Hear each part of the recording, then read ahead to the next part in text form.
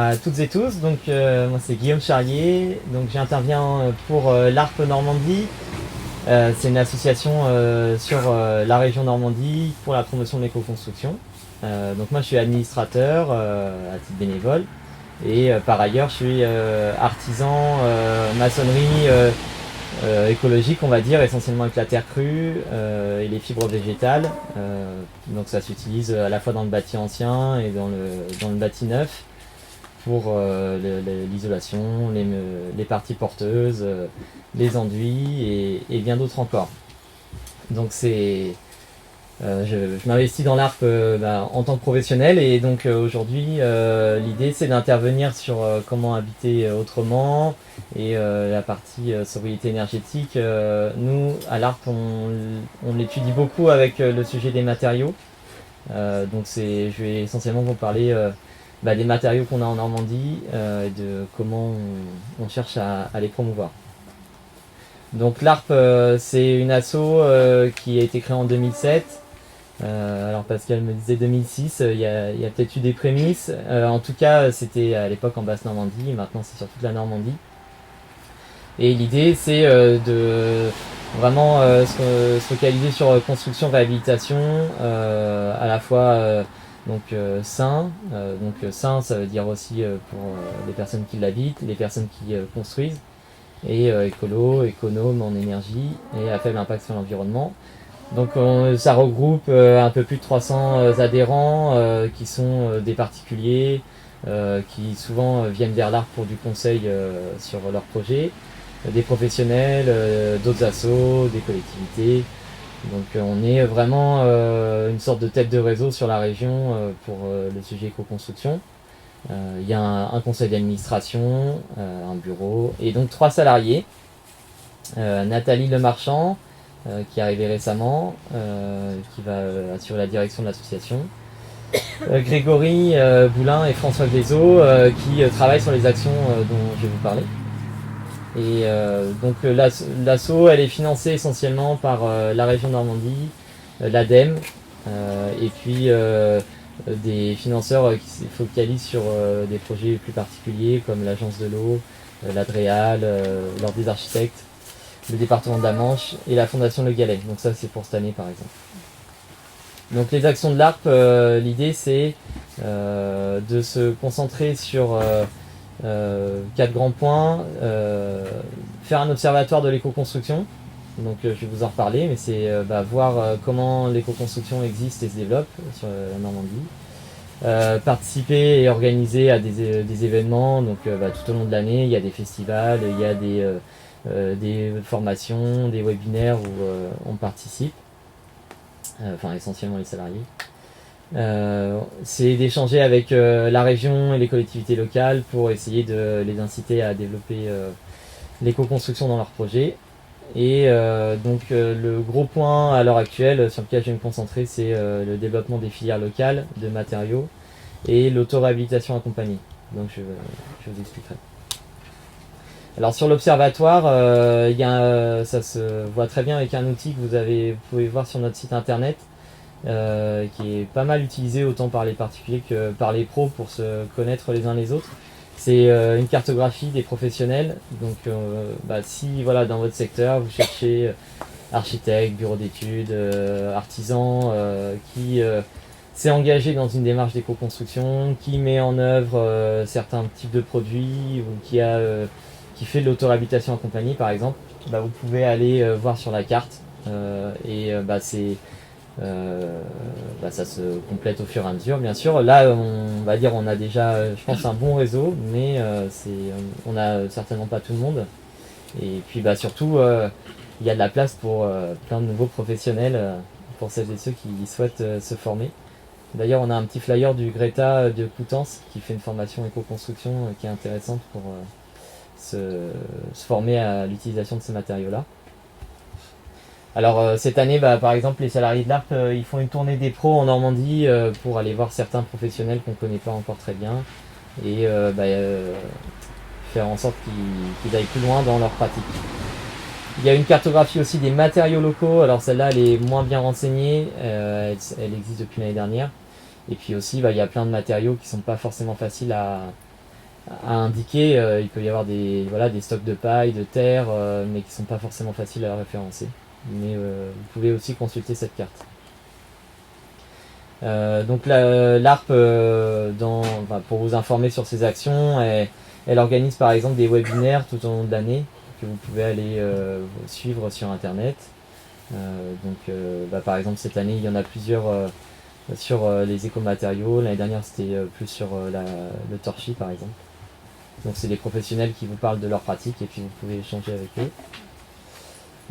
Et alors si on se concentre sur la partie filière locale, l'idée c'est que je vous explique un peu ce qui se passe. C'est que pour nous, c'est vraiment important de redévelopper les matériaux locaux, à la fois pour des questions d'énergie grise, donc autant sur la fabrication, le transport, et puis c'est des matériaux qui souvent en fin de vie sont aussi plus intéressants parce que comme ils ne sont pas transformés, il n'y a pas trop de plastique dedans, il n'y a pas trop de matériaux mélangés qui sont compliqués à traiter. Quand on travaille avec la paille, le chanvre, le lin, on sait ce qu'on met dans le bâtiment et donc c'est beaucoup plus intéressant au niveau de la vie des matériaux du bâtiment.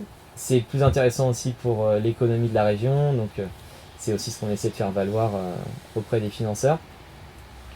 Et donc la filière qui est plus avancée, on va dire, c'est la paille. Vous avez certainement vu qu'il y a pas mal de bâtiments en bottes de paille qui sont faits maintenant. Et c'est vrai que c'est aussi là où ça a le plus avancé en Normandie.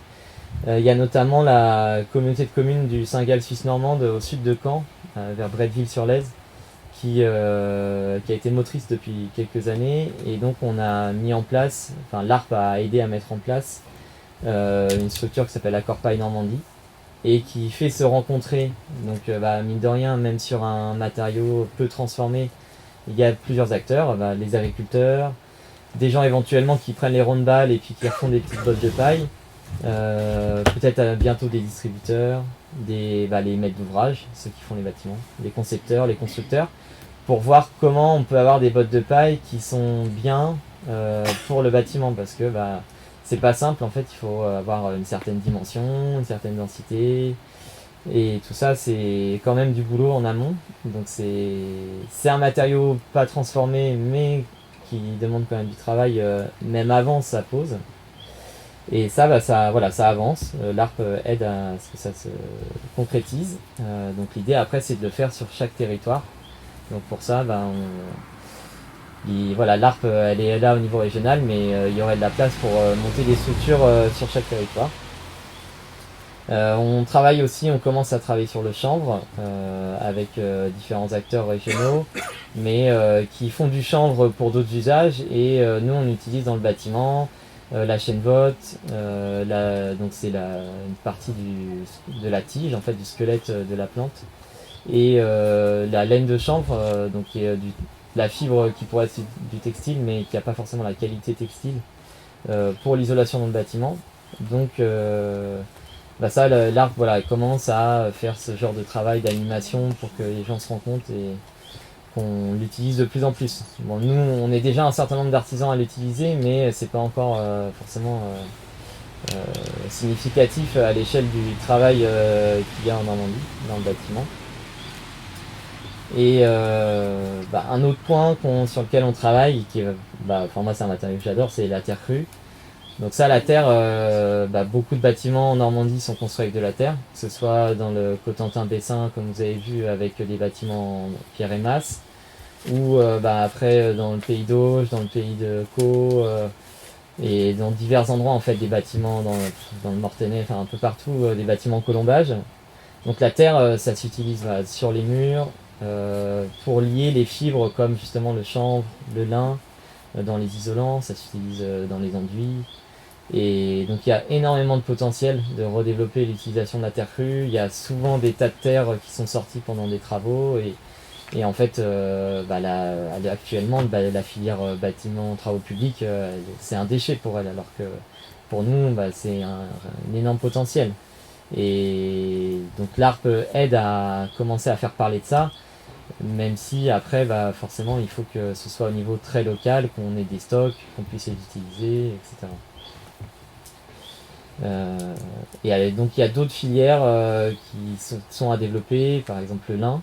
On utilise aussi les touques de lin, donc pareil le squelette de la tige, enfin l'anneau de lin, pardon. Et les touques de lin, la fibre qui peut servir d'isolant.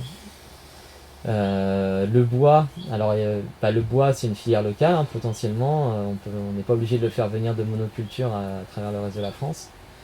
Mais ça, il y a plutôt l'association Profession Bois qui s'occupe de ça, donc nous on travaille pas trop dessus. Le liège, il y a du liège recyclé normand parce qu'il y a une association, la chaîne du liège, qui le récupère et le redonne pour servir d'isolant. Et donc l'ARP, voilà, pareil, c'est un début, c'est une première année où on travaille sur répertorier qui l'utilise, comment on pourrait développer ça, quelles sont les bonnes pratiques. Donc on travaille avec Ecopertica que vous connaissez peut-être dans l'Orne, qui produit du chanvre, et Nerter dans la Manche que vous avez peut-être entendu parler, qui utilise beaucoup ces matériaux-là pour les travaux d'auto-réhabilitation accompagnée.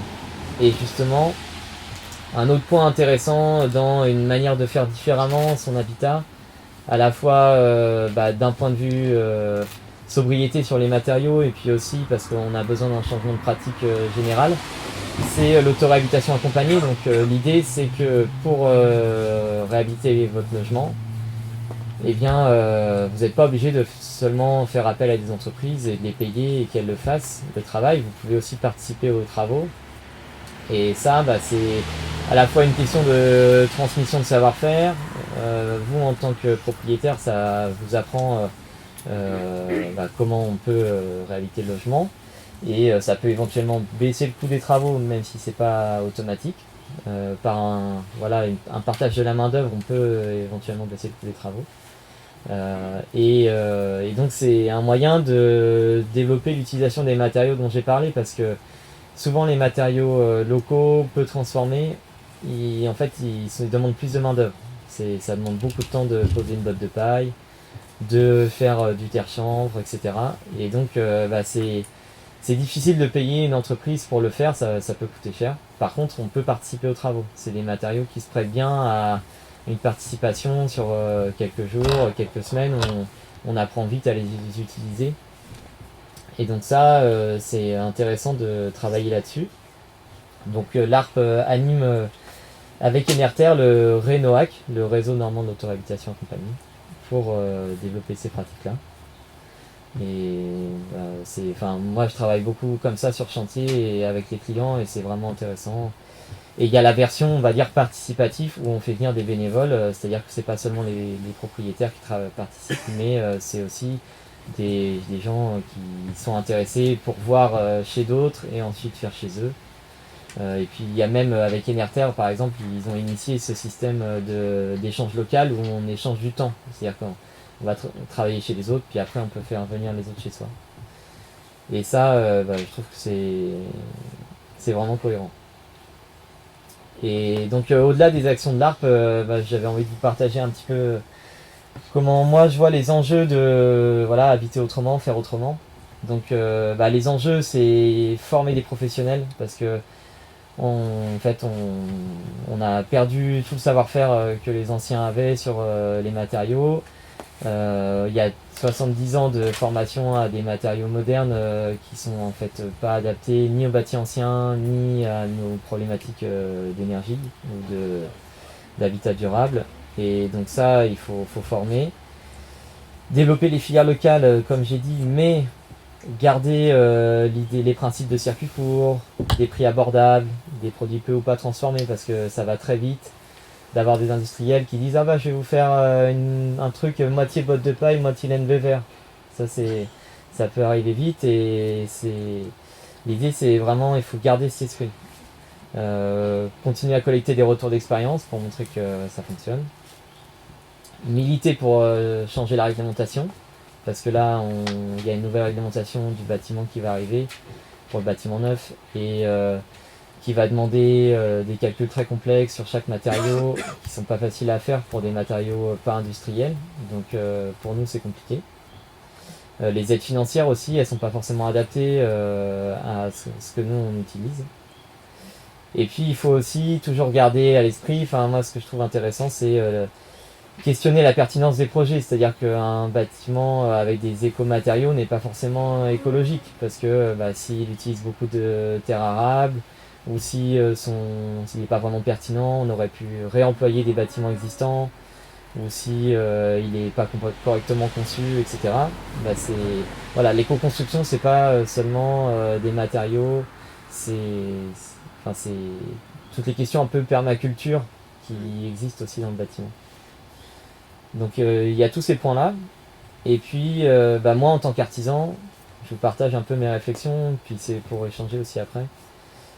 C'est que vraiment, enfin les matériaux genre bois, terre, paille, pierre, c'est pas seulement que c'est écolo sur le papier ou dans les calculs, quoi. C'est vraiment un autre univers que d'utiliser même de la laine de bois qu'on achète en magasin, etc.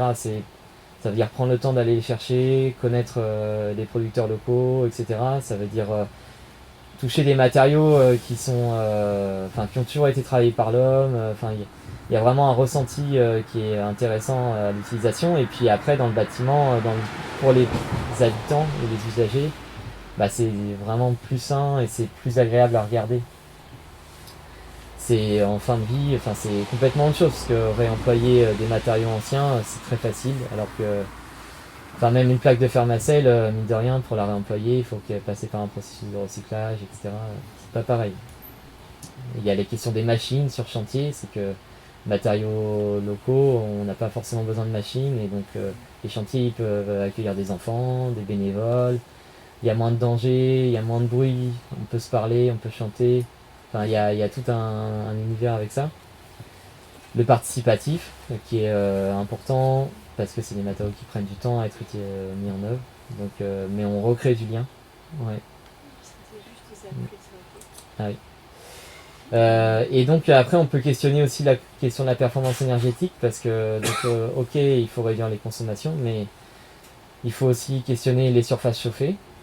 Peut-être que réduire les surfaces d'habitat c'est une chose, et puis même dans une maison on n'est pas forcément obligé de chauffer pareil toutes les pièces, mais ce que je veux dire c'est que dans le bâti ancien les gens ils chauffaient une ou deux pièces, puis le reste c'était pas chauffé, et ça il va peut-être falloir travailler ça.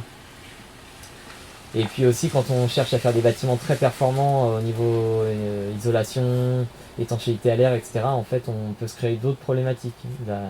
La haute performance énergétique, quand on parle de bâtiments BBC ou bâtiments passifs, ça peut être avec des matériaux complexes, et quand on va devoir les déposer, ça va être peut-être compliqué dans 20 ou 50 ans. Ça fera peut-être beaucoup de déchets, et puis dès que la ventilation ne fonctionne pas, ça crée des gros soucis, etc. Donc il y a des questions à se poser. Mais voilà, c'est des réflexions, c'est pour échanger. Et donc ma présentation s'arrête là, et donc après c'est la parole à Pascal. C'est le temps d'échanger après, je crois. Ah bon. Ouais. Si, on va. Comme vous voulez. Est-ce que vous en faites questions-réponses? On fait 10 minutes de questions d'abord, et puis après. Il est chaud. Donc, non, on va poser quelques questions déjà. Donc, des questions. S'il y en a. S'il y en a, hein. Peut-être qu'en fait. Des réactions. Alors, il faut que tu reposes les questions pour que Philippe t'entende. D'accord. Que tu répètes la question. Oui, je ne sais pas si j'ai bien compris, j'ai cru entendre qu'il y avait du liège recyclé. Comment ça se passe ça, Oui, alors c'est vrai que j'ai pas détaillé. Est-ce qu'il y a du liège recyclé? Je suis pas allé dans le détail de chaque matériau, mais en fait, comme il existe des lieux pour déposer ces bouchons de bouteilles, par exemple, depuis très longtemps, il y a aussi des lieux pour déposer ces bouchons en liège. Et qui sont centralisés. L'association que moi je connais, ça s'appelle la Chaîne du Liège, c'est en Seine-Maritime. Et en fait, ils récupèrent tous ces bouchons de liège, ils les cassent, et ça fait du liège en vrac qu'on peut utiliser comme isolant. Ouais. Et ça, mine de rien, il y a un certain volume, parce qu'avec toutes les bouteilles de vin, de bière, etc. Voilà. Et le liège est un isolant, donc c'est une ressource limitée, faut l'utiliser avec parcimonie, mais c'est très intéressant parce que c'est imputrescible. Donc on peut l'utiliser dans des endroits humides du bâtiment, dans les dalles. On a parlé du liège, du lin et du chanvre comme étant des isolants. Ils ont des qualités différentes. Donc je repose. Oui, alors quelles sont les qualités du liège, du lin, du chanvre? En tant qu'isolant, la grosse question de l'isolant, c'est la densité. Sur le papier, un isolant, il est plus performant s'il y a plus d'air qui est stocké immobile. Donc un isolant très peu dense va être plus performant sur le papier. Ça veut dire qu'une botte de laine de chanvre qui est produite par Ecopertica par exemple, elle est à 70 kg du mètre cube, donc elle est 2 fois plus dense que de la laine de verre. Donc sur le papier elle est un peu moins performante, mais après on peut l'utiliser, on peut modifier, choisir sa densité. Donc c'est vrai que c'est des matériaux qui n'ont pas forcément une densité très définie, enfin une performance d'isolation très définie. Ça dépend de comment on l'utilise. Si on mélange avec de la terre par exemple, ça peut permettre de faire des mélanges par exemple terre-lin ou terre-chanvre, ça peut permettre de faire un isolant fin sur un mur épais d'un bâti ancien. Mais ensuite tout dépend de la quantité de terre qu'on met, donc c'est pas simple à dire, mais disons que la performance thermique notamment dans le bâti ancien, c'est pas seulement le calcul donné par les laboratoires qui donnent un lambda, une conductivité, enfin si ça vous intéresse de regarder. C'est aussi des questions d'inertie et d'échange de vapeur d'eau avec la pièce. Donc il y a plein de paramètres en fait qui jouent sur le confort et sur la performance énergétique. Mais s'il y a d'autres questions, je peux en parler. C'est pas si simple.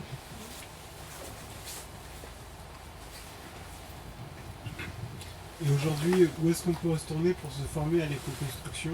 Vous avez cité plusieurs matériaux intéressants, mais comment on peut apprendre à les utiliser?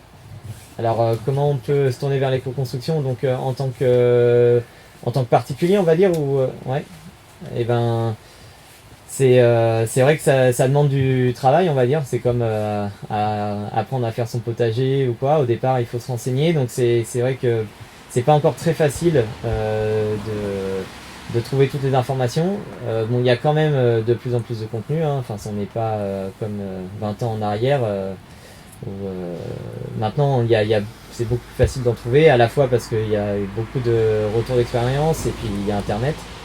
Donc sur Internet, par exemple sur le site de l'ARP, comme je disais, il y a une cartographie où vous pouvez trouver des professionnels ou des matériaux. Il y a des magasins qui vendent certains matériaux, par exemple du lin ou du chanvre, vous pouvez en trouver assez facilement, même si des fois ça demande de faire de la route selon là où vous êtes. Et ensuite, vous pouvez appeler l'ARP par exemple pour poser des questions, pour ce qui concerne la Normandie, je veux dire.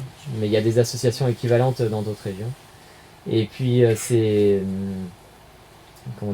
beaucoup sur Internet ou par des associations locales. Je pense que souvent dans les assos locales, il y a des gens qui ont retapé leur maison et qui peuvent vous donner des bons filons de où trouver les matériaux, qui est l'artisan, etc.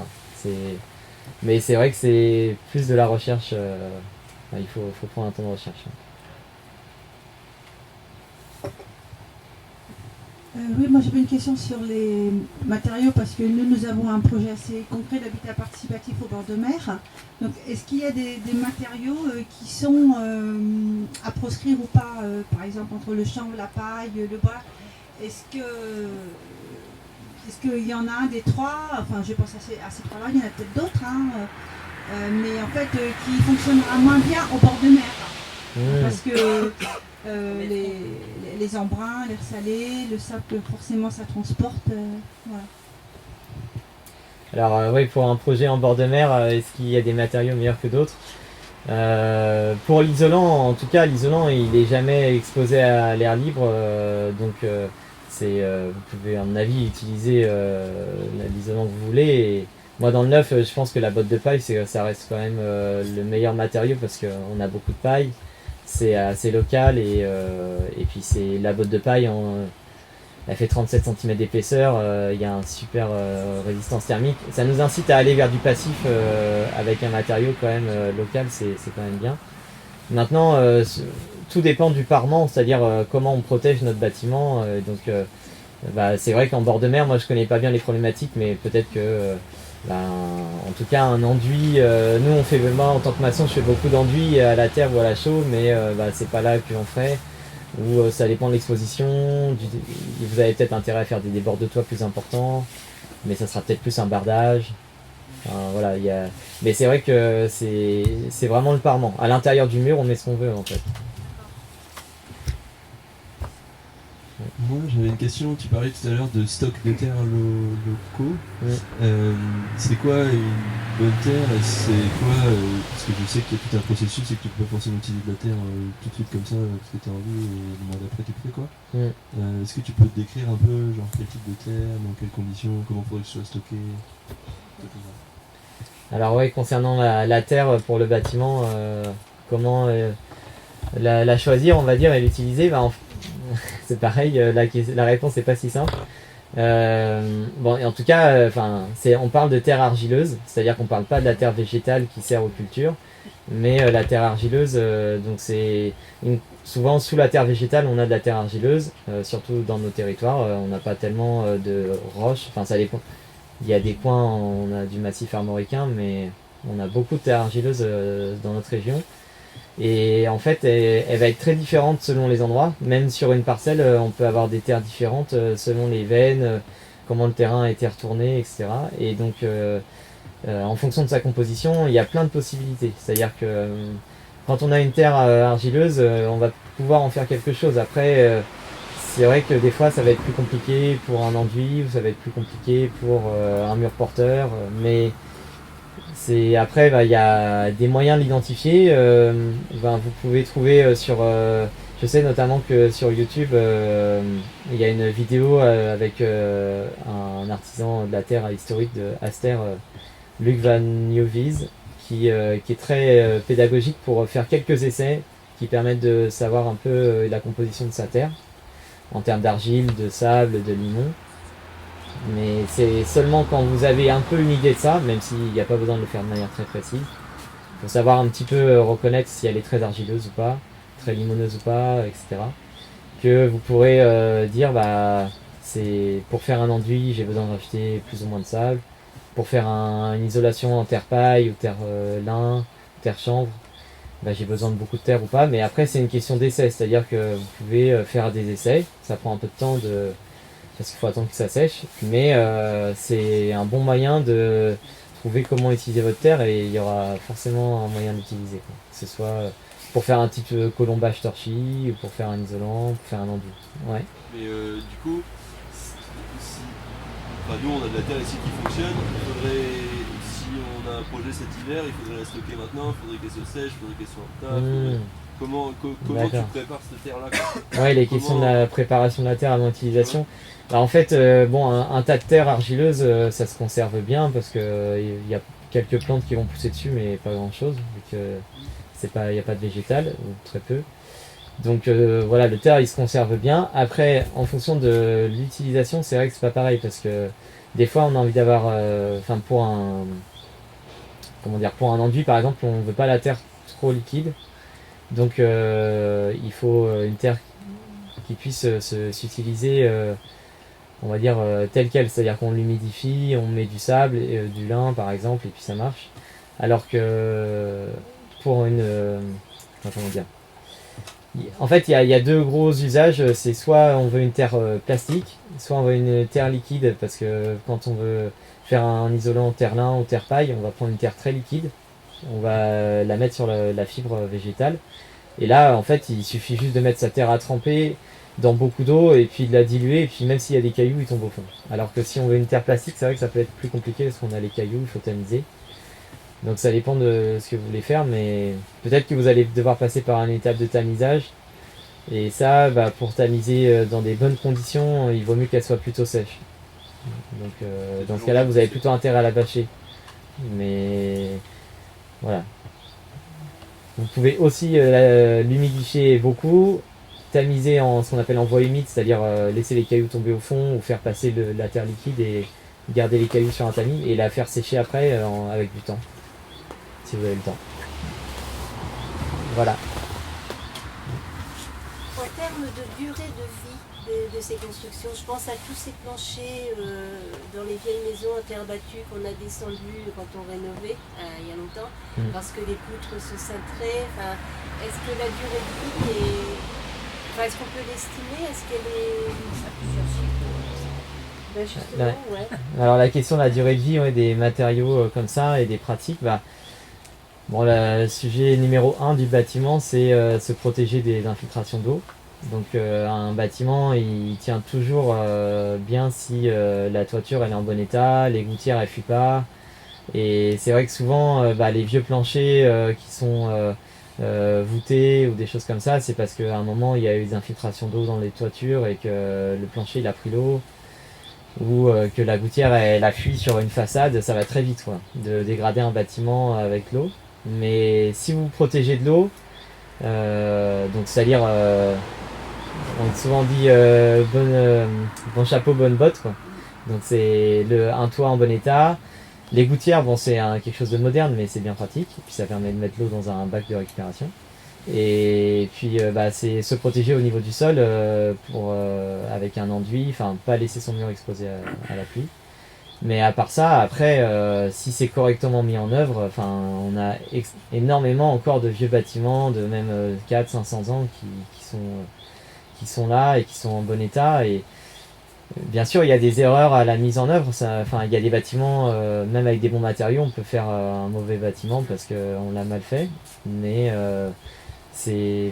le seul sujet, c'est l'eau, quoi. C'est-à-dire que ça peut composter les fibres végétales, ça peut faire venir les champignons dans le bois, et ça peut faire tremper la terre. C'est vraiment le point, c'est les dégâts des eaux, quoi. Donc il faut entretenir les bâtiments. Faut pas laisser les mousses sur les toitures et dans les gouttières. Juste une petite passerelle avec ce qu'il avait dit de l'ARP. J'ai eu l'occasion de mon activité professionnelle en 2006 d'accompagner le démarrage de l'ARP. Juste pour faire un éclairage sur ce que l'ARP, c'est aussi un mouvement citoyen, c'est aussi un mouvement de politique qui s'est d'abord bagarré pour faire la démonstration qu'on pouvait construire autrement.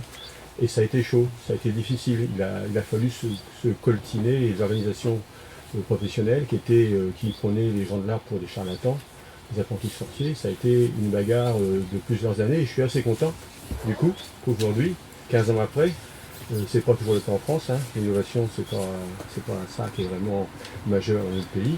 Néanmoins, 15 ans après, l'ARP continue à fonctionner, elle est maintenant instituée, on peut dire, elle a fait ses preuves, et ça en 15 ans c'est pas mal, quand on voit ce qu'est l'innovation et la difficulté qu'on a à justement transitionner, entre guillemets, sur plein d'autres chapitres, je trouve que c'est pas mal. Donc voilà.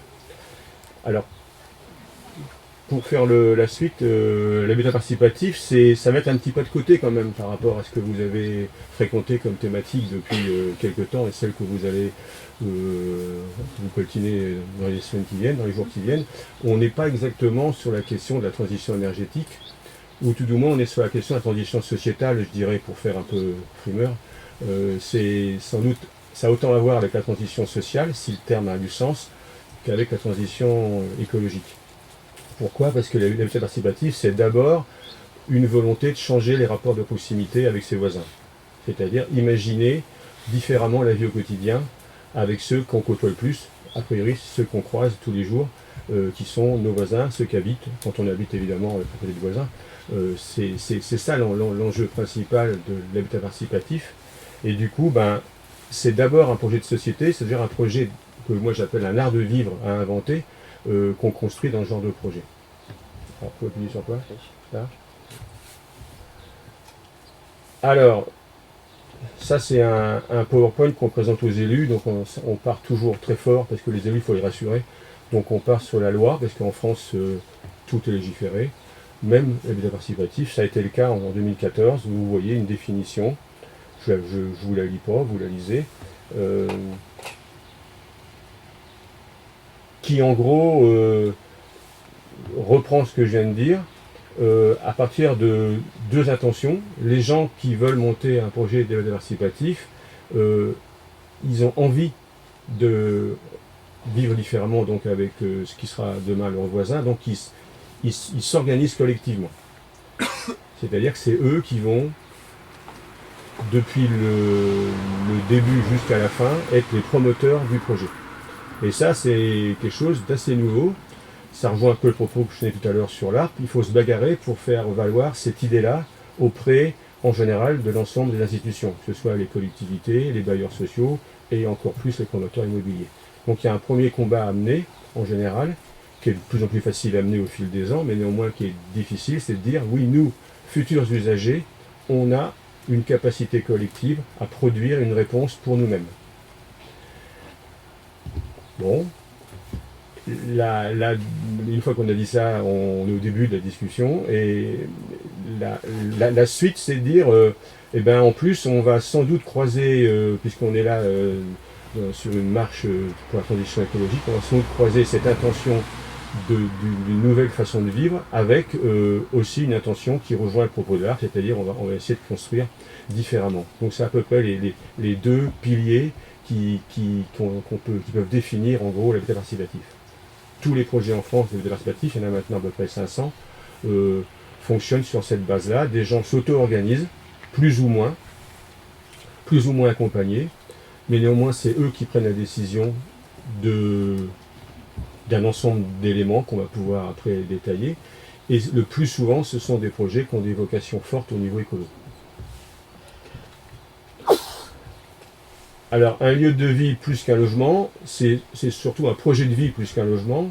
L'idée, c'est qu'on va travailler pendant un certain nombre, c'est le mot, se rencontrer, avancer collectivement pendant un certain nombre de mois, enfin c'est surtout d'années au final, pour aboutir à un projet collectif qui va dépasser le logement, qui va concerner aussi des espaces de vie collectifs, que ce soit en dur ou bien en extérieur.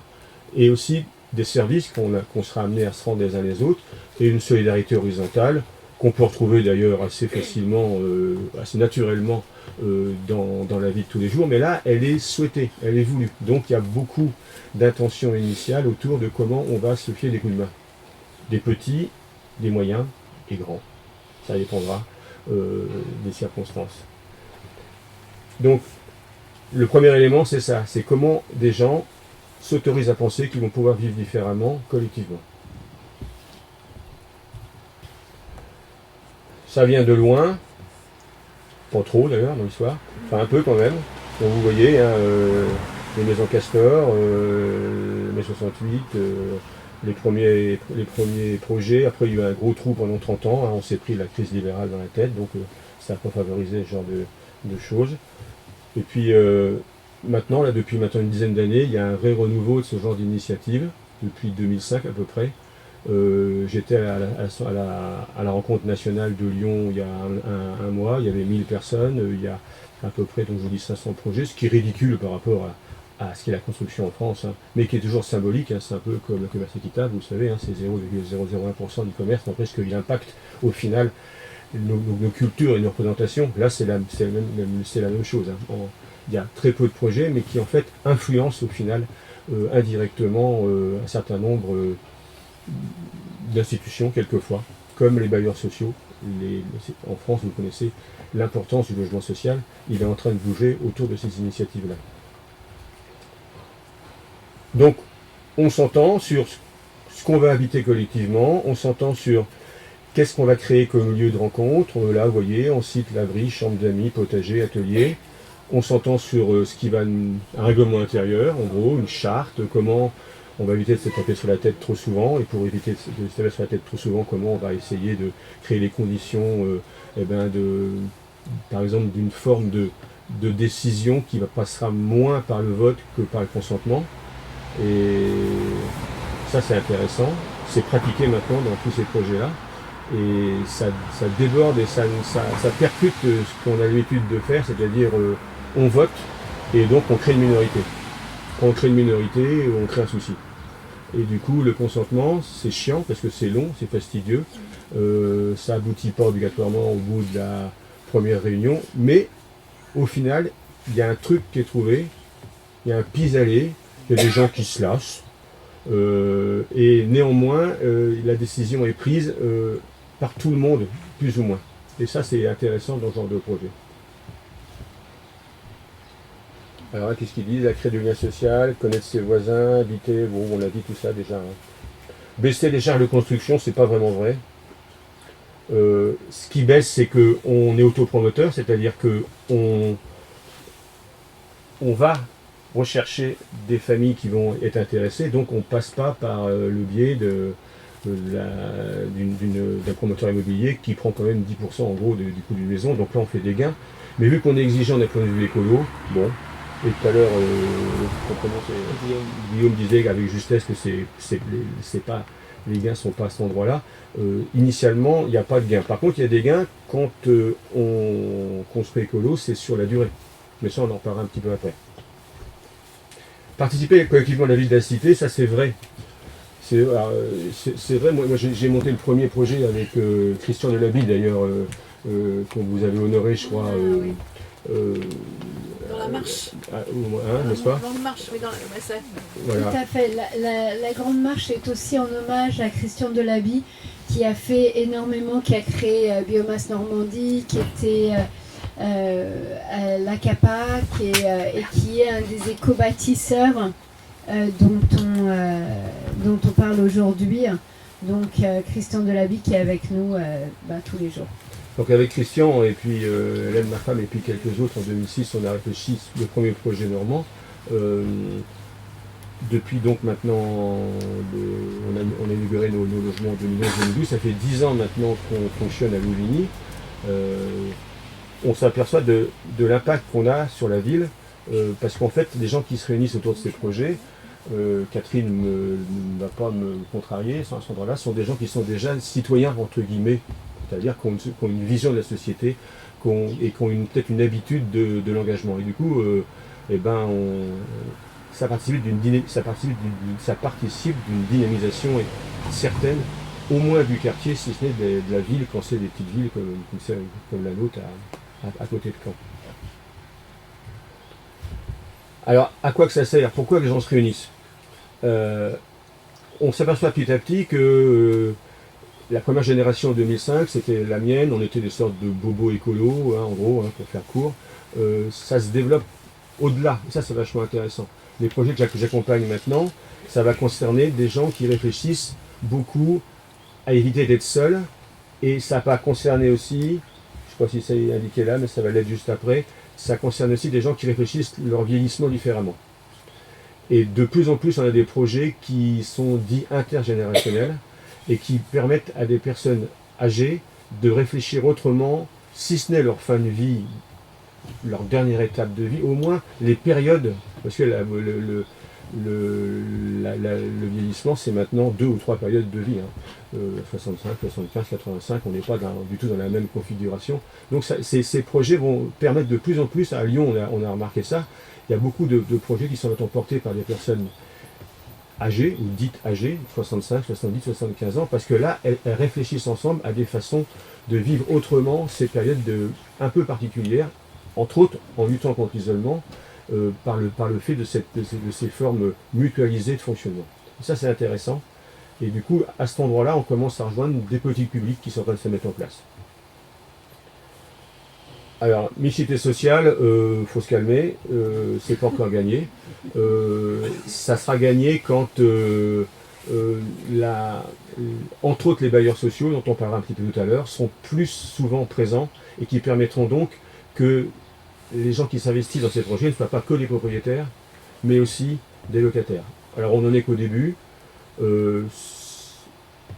À Marseille, il y a 8 ans, il y avait 40 bailleurs sociaux autour de la table. Maintenant, il y en a 400. Bon, ça avance, mais enfin, vous voyez, c'est très peu par rapport à ce qu'est la France. Et néanmoins, le dernier projet qu'on a mis en place à Verson, près de Caen, il est porté par un bailleur social pour ce qui est de la partie constructive, et il ouvre la possibilité à des familles qui sont peu argentées et qui n'ont pas de capacité financière pour acheter leur maison, d'être locataires de ce bailleur social et donc d'exister dans ces projets. Donc on est sur une montée en charge de ces initiatives et on va vers la mixité sociale, un peu aujourd'hui, un peu plus demain. Donc on organise la citoyenneté, la concilier. Alors concilier enjeux environnementaux et sociaux. Enjeux environnementaux, pour le projet de Louvigny, on a une histoire certaine avec l'ARP. Nos maisons sont en paille. On était le premier projet, en gros, de cette importance en Normandie, 13 logements, à tenter cette aventure. On a pris beaucoup de risques, puisqu'en 2007-2008, je peux vous dire que la filière a été inexistante. On a pris beaucoup de risques parce qu'aussi on a in extremis réussi à obtenir la décennale par le biais d'une expérimentation avec la Massif juste avant. Donc on était au balbutiement, on a quand même pris ce risque-là, on ne le regrette pas. Comme tu disais tout à l'heure, la vie dans ces logements qui sont sains est très agréable. Chaque fois que les gens viennent nous voir, ils ressentent quelque chose, mystérieux, mais néanmoins quelque chose. Et par ailleurs, il faut avouer qu'on est à 150 €, 200 € de chauffage par an, ce qui est pas mal. On est presque passif, enfin, pour ce qui est des maisons, mais pas complètement. Et puis, on a aussi participé, comme tu disais, à la construction de nos maisons, un peu de façon illégale, parce qu'on n'avait pas le droit d'être sur le chantier, mais on s'en foutait. On y allait quand même, on planquait nos outils pour pas que les bureaux de contrôle les repèrent. Et on a monté les maisons en paille, 7 sur 12, parce qu'on a des problèmes avec le pailleur à un moment donné, mais néanmoins, voilà, on a participé à cette façon d'autoconstruire. C'est pas le cas de tous les projets, parce que aussi c'est pas le cas de toutes les personnes. Les personnes âgées avec qui je travaille actuellement, elles sont pas toutes dans les compétences et des dispositions physiques pour le faire, mais ça peut arriver. Ouais.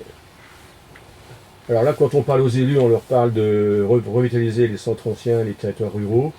Ça, c'est encore un peu pour demain. Comme aussi travailler dans les quartiers populaires.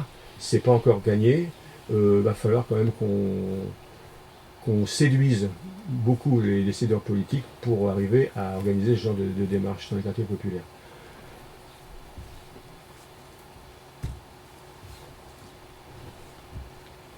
Voilà.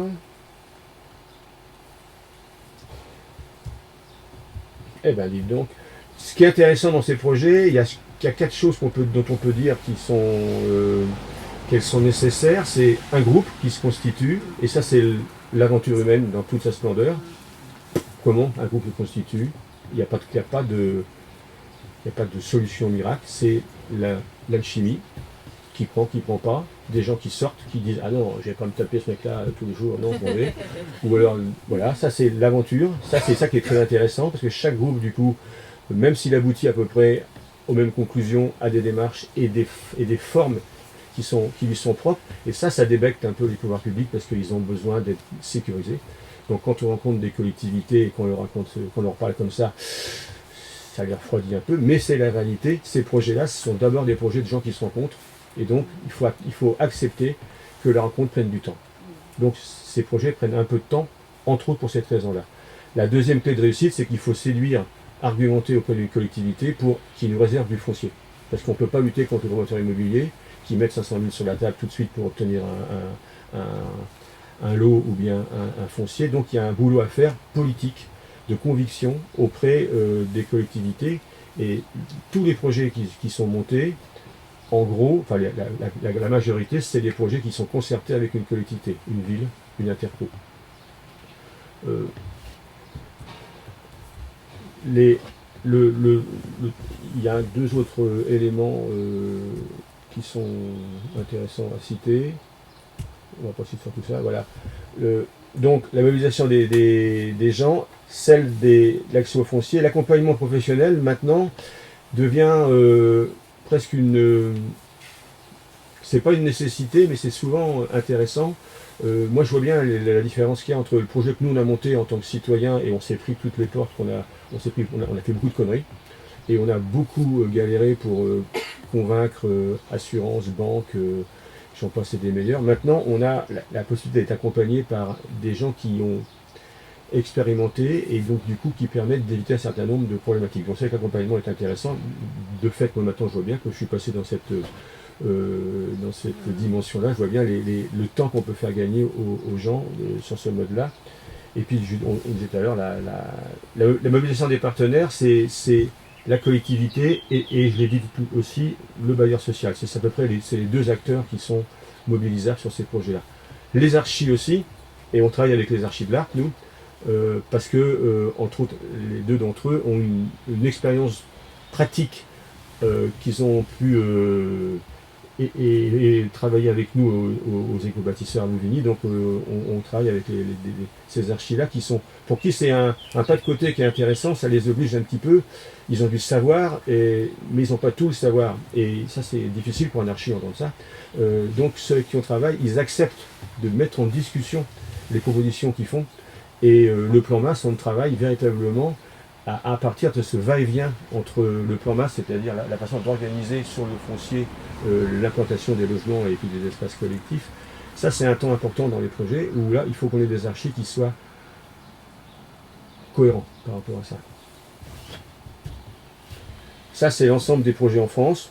Les couleurs, je ne sais pas trop. Bon.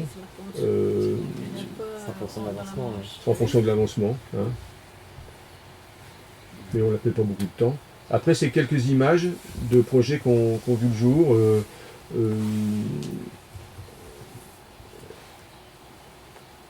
Statutairement, je vais essayer en dessous là. Statutairement, en fait, il y a deux types de statuts. Il y a des statuts qui sont assez conventionnels, la copropriété par exemple, et il y en a d'autres qui sont très intéressants. Il y en a un qui est très intéressant, qui s'appelle la coopérative d'habitants, qui a été donc validé en 2014 dans le cadre de la loi Allure par le ministre de l'écologie de l'époque, qui s'appelait Duflot. La coopérative d'habitants, elle met à mal la notion de propriété et elle est organisée sur le mode de l'anti-spéculation. Et ça, c'est intéressant. On n'a pas eu l'occasion encore en Normandie de pouvoir monter une coopérative d'habitants, mais j'espère peut-être un jour, on le fera, peut-être. Peut-être à Lyon-sur-Mer, peut-être, ou ailleurs, si on est sur plusieurs projets actuellement, mais ça dépend complètement des gens et de l'envie qu'ils ont de se coltiner cette proposition. Les coopératives, en fait, les gens sont détenteurs de parts sociales et ils revendent des parts sociales à la coopérative. Et donc, c'est déconnecté du marché. Et ça, c'est très intéressant. Nous, sur notre projet à nous, on est en copropriété parce qu'on a monté notre projet nous bien avant 2014. Et par exemple, actuellement, on a quelqu'un qui est décédé, Christian, puisque vous le connaissez, on peut en parler, il est décédé en novembre, et ses enfants revendent sa maison, on n'a pas la main sur le prix de vente. Donc, vu qu'ils sont, voilà, ils sont ce qu'ils sont, les limites de notre projet, c'est donc c'est entre autres ça. Avec la coopérative, on n'est pas là-dedans.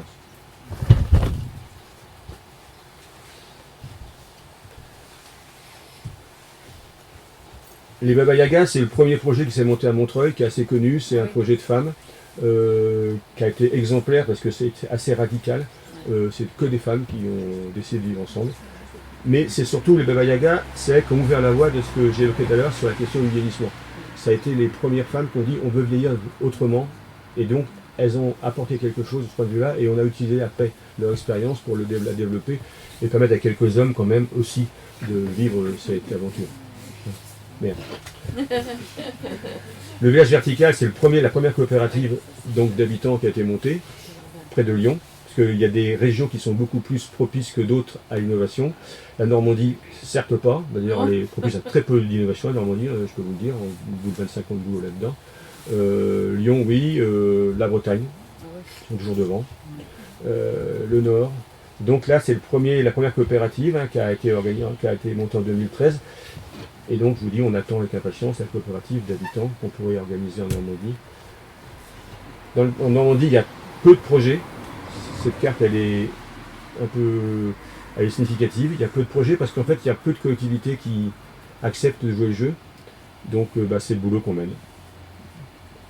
On est sur des projets à venir à Granville, à Saint-Aubin, à Louvigny, à Quillebeuf-sur-Seine, à Rouen. Mais ça avance pas vite, ça avance moins vite que dans d'autres régions. À Caen, par exemple, il y a un blocage très clair de Bruno et de son équipe qui s'en foutent. Et quand une ville-centre comme Caen s'en fout, l'Interco s'en fout, vous voyez, donc c'est compliqué, il falloir peut-être changer d'équipe municipale. Alors ça c'est nous les éco-bâtisseurs, donc on a donc monté ça en paille, avec l'ARP, Nous, on n'avait pas trop de fric, donc on a fait des baraques comme dans le Nord, hein, comme des courets. On a gagné en densité, on a gagné de l'espace, mais aussi on a gagné des thunes parce qu'on avait des murs mitoyens. Je dirais maintenant que c'est assez exigeant du point de vue de la vie sociale. Il y a une grande proximité et promiscuité des fois. Vu qu'il fait beau dans nos pays que 15 jours par an, tout le monde sort sur les 15 jours de prendre l'apéro et ça fait quand même un peu de... On aurait une respiration, on aurait peut-être pu réfléchir à une respiration un peu plus forte du point de vue de... Voilà. Donc moi maintenant je constate ça et dans les prochains projets, j'essaierai de faire que les plans masse réfléchissent un peu mieux la question de la vie, de ces rapports-là à créer. On se connaît bien, on se voit beaucoup, donc si on peut essayer de baver sur le voisin sans qu'il nous entende, c'est pas mal. Voilà, je pense que ça suffit. Hein.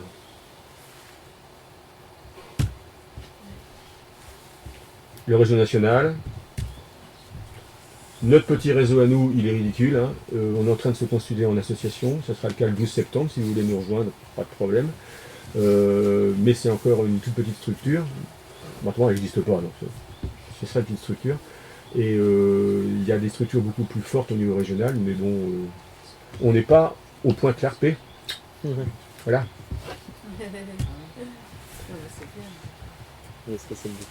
Voilà.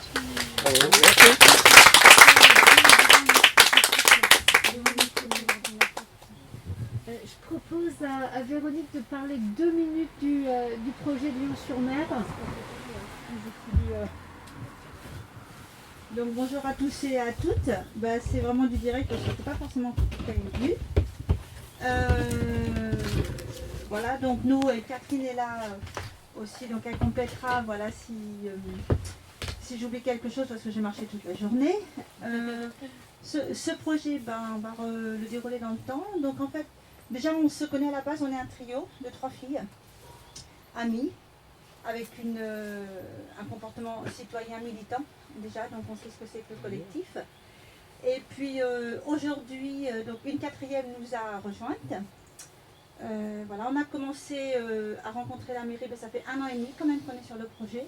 On a eu une écoute attentive et intéressée par la commune de Lyon-sur-Mer ou Abus-Catherine, qui est déjà dans une démarche, pour vous dire, il y a des jardins partagés à Lyon-sur-Mer. Donc voilà, ils ont été sensibles à notre démarche. Le projet, donc c'est un petit projet, il y aura 6 habitations. Pour le moment, nous sommes 4 sûrs. Comme l'a dit Pascal, il y a des personnes intéressées et puis elles rentrent, elles sortent, voilà. Donc on est 4 sûrs, mais on a 3 autres personnes là qui sont en train de se décider. Voilà, donc nous serons à 700 mètres de la mer. Voilà, donc justement par rapport au risque d'inondation, etc., on prend nos précautions déjà. Sur un terrain de 1000 mètres carrés, donc il y aura 6 habitations. Avec un souci évidemment d'empreinte environnementale le moins possible, d'essayer si possible aussi d'être en autonomie maximum. Après sur les constructions, Catherine, je laisse dire un mot si tu veux sur nos habitations, notre projet d'habitation, les matériaux. Déjà, c'est un projet privé par rapport à ce dont parlait Pascal. Nous, on n'a pas de bailleur social. Et puis, par rapport aussi à ce que tu disais concernant le militantisme, l'engagement, c'est vrai que toutes les trois premières, on est des militantes écolos. Donc, c'est peut-être ça aussi qui a fait...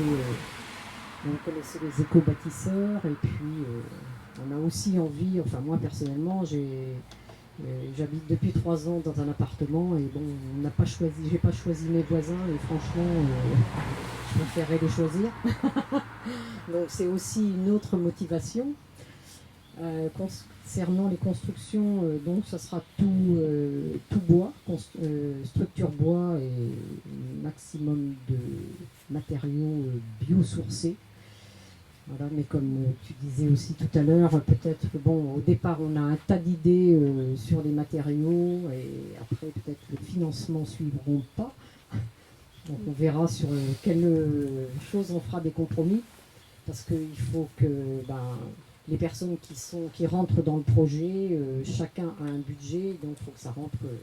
Voilà, il va falloir que, même si oui, on peut peut-être faire des économies d'échelle, mais pas sûr, d'après ce que tu dis, il va falloir que chacun y trouve son compte, parce qu'il y a toujours aussi des frais qu'on commence à découvrir là, parce que on a donc trouvé un terrain communal et on vient d'avoir la réponse au bout d'1 an et demi comme quoi ça y est, notre offre est acceptée, mais il y a un tas de frais qui viennent s'annexer dessus et on n'avait pas tout prévu.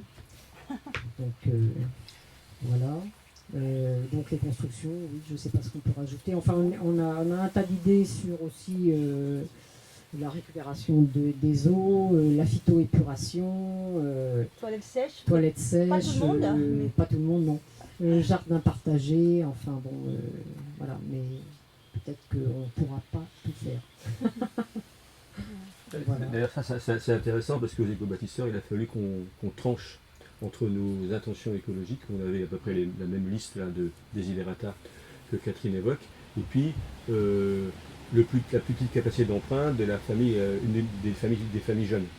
Donc on a opté pour l'option 2. On a dit on va monter un projet pour permettre aux familles jeunes de rester dans ce projet, et donc on va virer la toiture végétale, la phytoépuration, les murs universitaires, j'en passe des meilleurs, et on a bien fait.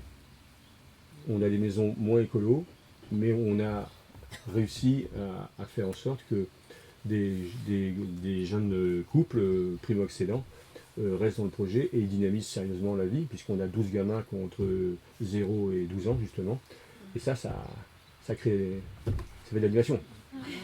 C'est pas mal ça. Peut-être rajouter un point.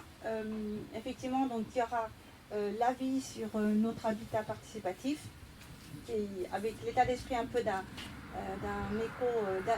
petit écolieu, et avec une ouverture vers l'extérieur.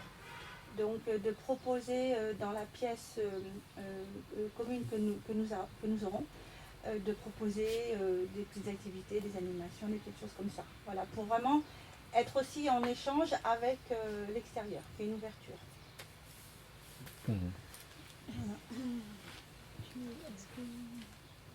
S'il y a encore des questions. Juste, moi j'ai fait un peu de pub.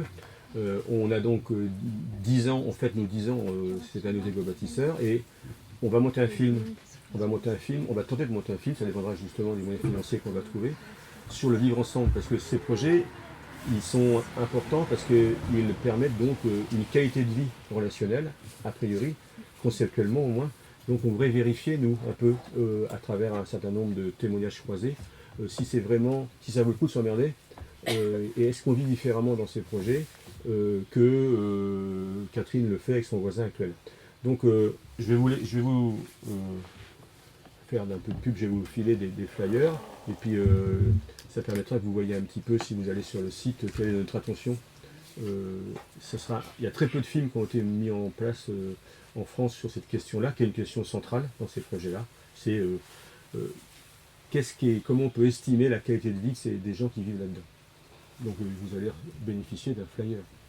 Est-ce que tu as un site web pour dire aux gens qu'il y a un site web? Il faut aller sur la plateforme Zest de la Nef. La Nef qui est une banque éthique. Donc il faut aller sur Zest. Mais ça, voilà. Et le projet après pour le retrouver, on sait comment? Il faut taper Louvigny. Louvigny. D'autres questions donc sur l'habitat participatif, sur l'éco-construction, sur...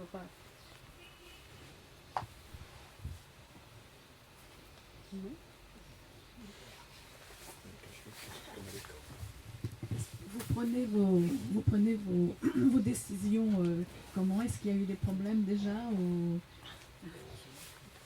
Pour nous.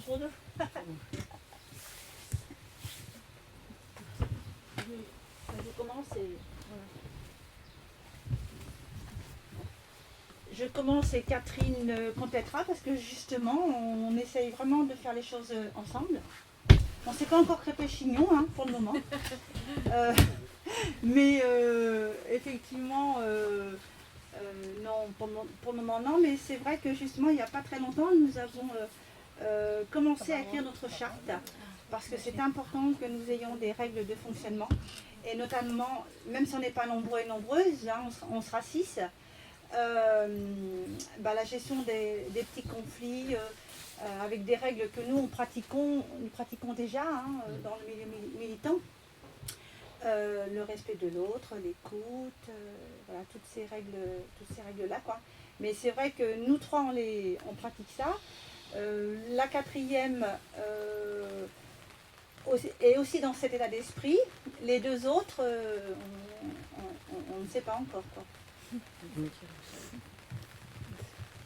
Puis on se tient à faire des réunions maintenant comme on est un peu plus avancé dans le projet sur le foncier, on fait une réunion par semaine en visio, parce qu'il y en a une qui habite assez loin de nous. Donc on se tient à une réunion hebdomadaire. Et des fois plus, parce que après ça va être plus, parce que plus on avance dans le projet, là on découvre qu'il y a plein de choses que l'on va être obligé de faire en même temps, donc, et puis on se partage le travail, enfin on fait une liste de ce qu'il y a à faire, et chacun choisit ce qu'il veut faire. Alors, on essaye c'est fait horizontalement hein, quand même. C'est un petit peu la clé de la réussite des projets. Je veux dire, nous, au bout de 10 ans, on est encore à une réunion toutes les 3 semaines. Il n'empêche qu'au bout de 10 ans, on est encore capable de s'engueuler. Donc, rien n'est gagné. Ce que je vérifie moi, au bout de cette longue période, c'est qu'il faut absolument que la discussion ait lieu. Si la discussion n'a pas lieu, et des fois c'est sur des questions qui sont très sensibles, l'éducation, par exemple, ou d'autres, la vie relationnelle dans le couple, parce qu'il se trouve qu'on peut être amené à intervenir des fois, quand il y a des... Voilà. Il faut que ça soit parlé. Alors, ça peut être parlé de façon instituée dans le cadre de la réunion mensuelle ou presque mensuelle qu'on a, avec un ordre du jour. Bon, ça ressemble un peu à un système associatif, bien sûr. Dans le cadre de ce que tout à l'heure j'évoquais, qui est le consentement. C'est-à-dire que ça, c'est fastidieux. Christian ça le chauffait un peu, Christian, ça. Mais il fallait qu'il y passe, hein, lui aussi. On a mis des années avant de prendre une décision pour acheter des chaises. Hein, c'était central comme question. Mais c'est un signe. Ça veut dire que ça peut faire chier, ça peut être emmerdant, mais il faut être patient, et c'est comme ça que ça avance au final. Et du coup, ça nécessite aussi une habitude culturelle. Et ça veut dire aussi que c'est un apprentissage pour certains qui n'est pas de la même ordre que d'autres. Il y a des gens qui ont, comme Catherine et Véro, qui ont une certaine habitude de la réunion, même de la réunionnite, comme moi.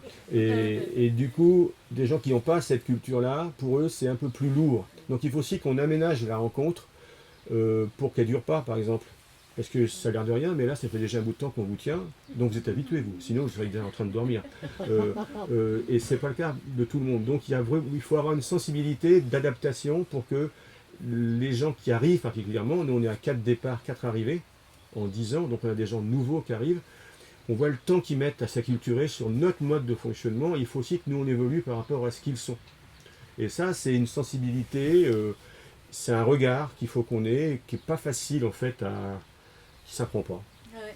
C'est la pratique au quotidien, et donc il faut quand même essayer de parler, si ce n'est, je disais tout à l'heure, en collectif, au moins dans des face-à-face. Et quand c'est pas dit, c'est le bordel.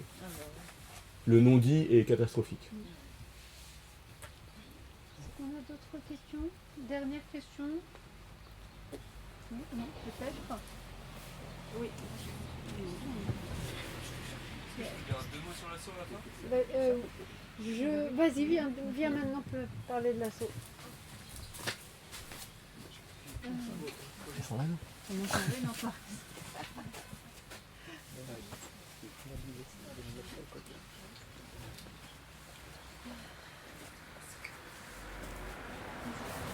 Je vous prends juste. Attends, faites-moi essayer. Ouais. Sur le micro. Je vous prends juste 3 minutes. Pour vous expliquer le lieu où vous êtes ici, parce qu'il y en a qui connaissent et il y en a qui connaissent moins. Et ce qui est super chouette, c'est que ce dont on a parlé ce soir, ça colle à peu près, pas exactement, c'est beaucoup moins développé que ce que tu nous as expliqué là, mais on vit quand même en collectif toute la journée, ici, sur un habitat qui est ce qu'on appelle un co-living. C'est un mélange entre une auberge de jeunesse, une grosse coloc, un camping dans le jardin où vous êtes là ce soir. Bref, il y a plein de gens d'horizons divers et variés qui se retrouvent dans ce lieu-là. Et l'idée, c'est qu'on fasse ensemble, puis qu'on ne fasse pas juste les uns à côté des autres. Donc il y a toute une logistique et une coopération, collaboration, décision plus ou moins par consentement, même si nous, ici à l'association L'Arbre, on n'est quand même pas dans le refus du leadership. Il faut qu'il y ait des gens qui soient en capacité à un moment donné de porter des décisions, d'aller de l'avant. Et c'est notre ADN ici, quoi.